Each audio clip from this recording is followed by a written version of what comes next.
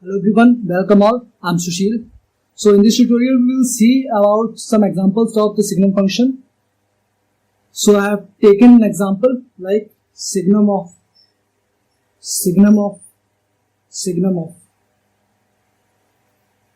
mod of x minus 1 mod of x minus 2 upon mod of x minus 3. This is given as minus 1. Okay, this is given as minus 1. Then we have to find the values of x for which this inequality is satisfying. Okay. So we know the property of the signum function like y is equals to signum of x. That means it will be like this: y x. This is 1 minus 1. If x is negative, that means inner portion of the signum is negative. That means the value of y, that is whole signum function, will be minus 1. Else plus 1, if inner function is 0, then it will be 0. Okay, so this is negative, that means this inner portion will be negative. That means signum of mod of x minus 1 mod of x minus 2 upon mod of x minus 3. This will be negative. But this is signum function, so this can take the value as a negative 0 or minus 1 or plus 1. So this function is negative, that means this can be either 0 or minus 1 or 1. So we are saying this is negative, so only one value it can take. So signum of mod of x minus 1 mod of x minus 2 upon mod of x minus 3 will be minus 1, because this whole function is negative. But signum value can be taken as minus 1 or 0 or 1. Only one negative values of a signum function can be possible, that is minus 1. So we are taking this portion as a minus 1. Again, this portion will be negative. If this portion will be negative, the value of this portion can be minus 1 or 0 or 1. So for we need to take a negative value. So this portion will be equals to negative, that is minus 1. Only one value can be taken because this is signum function. Signum function can take only one negative value, that is minus 1. So this will be signum of mod of x minus 1 mod of x minus 2 upon mod of x minus 3. I hope it is clear. This will be negative. Now this portion is negative. If signum function is minus 1, then inner portion will be negative. That means mod of x minus 1 mod of x minus 2 upon mod of x minus 3 negative. Now we will not take this as a minus 1 because this is not a signum function. So the values of x can be expanded like this. We will solve this equation by counting the points of inversion like this: 1, 2, 3. This will be positive, negative, positive, negative. But the values of mod will be always greater than 0.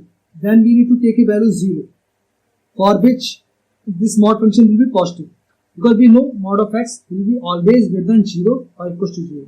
Okay, this is truth. So we need to take an extra value 0. Here negative. This is so mod of x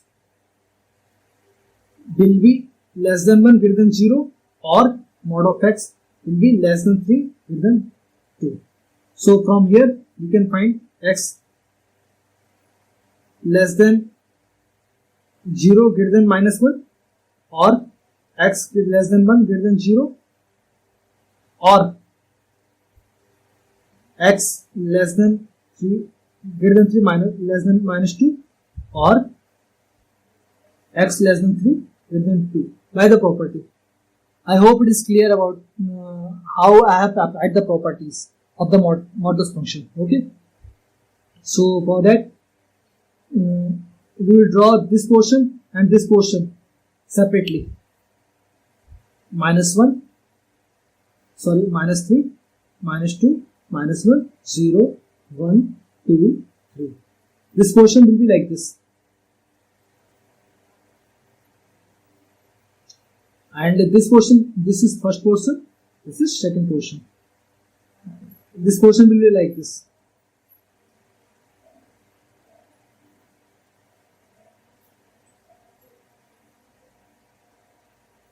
Now we will take a union to collect all the values of x. For this, the signum function is, his signum function is -1.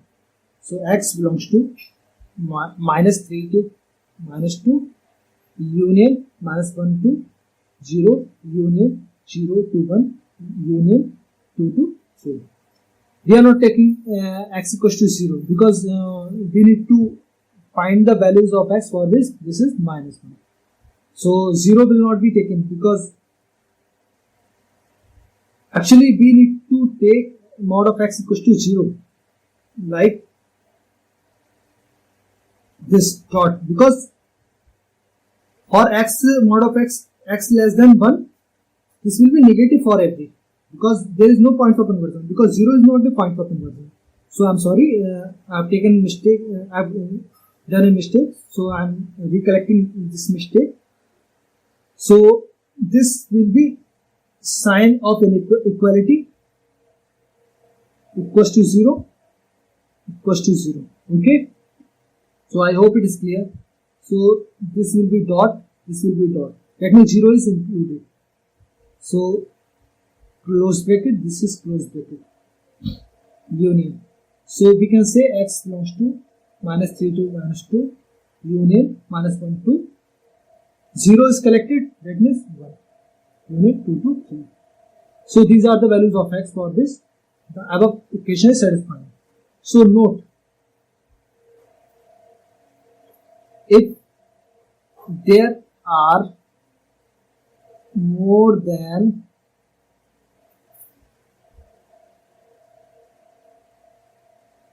one signum function, then